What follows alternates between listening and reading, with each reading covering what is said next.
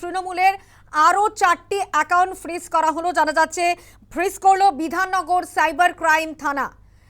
ইতিমধ্যেই আপনাদের জানাবো যে বিধায়ক বিশ্বনাথ দাসের অভিযোগ দায়ের এবং সেই অভিযোগের ভিত্তিতেই তদন্ত শুরু করে পুলিশ। তদন্তে নেমে লেনদেন সংক্রান্ত তথ্য সংগ্রহ, সেই মামলাতেই অ্যাকাউন্টগুলি ফ্রিজ করা হয়েছে বলেই খবর। তৃণমূলের আরও 4টি অ্যাকাউন্ট ফ্রিজ করল বিধাননগর সাইবার ক্রাইম শাখা। বিধায়ক বিশ্বনাথ দাস অভিযোগ দায়ের করেছিলেন এবং সেই অভিযোগের ভিত্তিতেই তদন্ত শুরু করে পুলিশ। তদন্তে নেমে লেনদেন সংক্রান্ত তথ্য সংগ্রহ, সেই মামলাতেই অ্যাকাউন্টগুলো ফ্রিজ করা হয়েছে। তৃণমূলের আরও 4টি অ্যাকাউন্ট ফ্রিজ করা হলো এবং যেখানে জানা যাচ্ছে যে বিধায়কের অভিযোগের প্রেক্ষিতেই এই 4টি অ্যাকাউন্ট ফ্রিজ করা হয়েছে। তৃণমূল কংগ্রেসের আরও 4টি অ্যাকাউন্ট ফ্রিজ করল বিধাননগর সাইবার পুলিশ।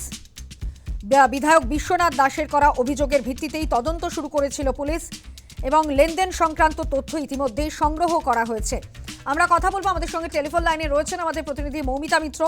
মৌমিতা, জানা যাচ্ছে যে তৃণমূল কংগ্রেসের আরও অ্যাকাউন্ট ফ্রিজ করল বিধাননগর সাইবার পুলিশ এবং সেখানে জানা যাচ্ছে যে বিশ্বনাথ দাসের করা অভিযোগের ভিত্তিতেই তদন্ত শুরু করেছিল পুলিশ এবং সেই প্রেক্ষিতেই এই সিদ্ধান্ত।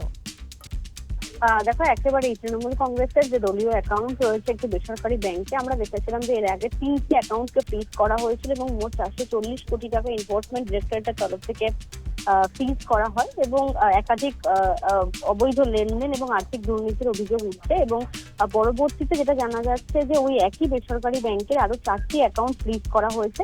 তুমি জানো যে বিধাননগর সাইবার ক্রাইম শাখায় জয়নগরের তৃণমূল বিধায়ক বিশ্বনাথ দাস তিনি অভিযোগ করেছিলেন যে এই অ্যাকাউন্ট লেনদেন সংক্রান্ত বেশ কিছু অভিযোগ তিনি সামনে এনেছেন এবং সেই পরিপ্রেক্ষিতে বিধাননগর সাইবার ক্রাইম ব্রাঞ্চ তারা তদন্ত শুরু করে এবং ইতিমধ্যেই ওই বেসরকারি ব্যাংকে যে কটি অ্যাকাউন্ট রয়েছে সেখানে আর্থিক লেনদেন সংক্রান্ত যাবতীয় তথ্য সেগুলো সংগ্রহ করা হয়েছে এবং প্রাথমিকভাবে 3টি অ্যাকাউন্ট ফ্রিজ করা হয়েছিল। পরবর্তীতে জানা যাচ্ছে যে ওই একই ব্যাংকের অর্থাৎ ওই একই ব্রাঞ্চে আরো 4টি অ্যাকাউন্ট রয়েছে, সেই অ্যাকাউন্টগুলো একই রকম ফ্রিজ করা হয়েছে এবং মূলত দেখা যাচ্ছে যে একাধিক যে সংস্থার কাছ থেকে বড় অঙ্কের লেনদেনের তথ্য সামনে এসেছে এবং কোথাও গিয়ে তৃণমূল কংগ্রেসের যে পার্টি ফান্ড সেটিকেই কাজে লাগানো হয়েছে এবং সেখান থেকে বেশ কিছু নির্বাচনী প্রচার বা বেশ কিছু কাজে সেই টাকাকে ব্যবহার করা হয়েছে, যেহেতু গোটা বিষয়টি তদন্তের আওতার মধ্যে রয়েছে এবং এক্ষেত্রেও এই 4টি অ্যাকাউন্টের মধ্যে একাধিক অবৈধ লেনদেনের অভিযোগ সামনে আসে। সেই সূত্রে ধরেই আরো 4টি অ্যাকাউন্টকে ফ্রিজ করা হলো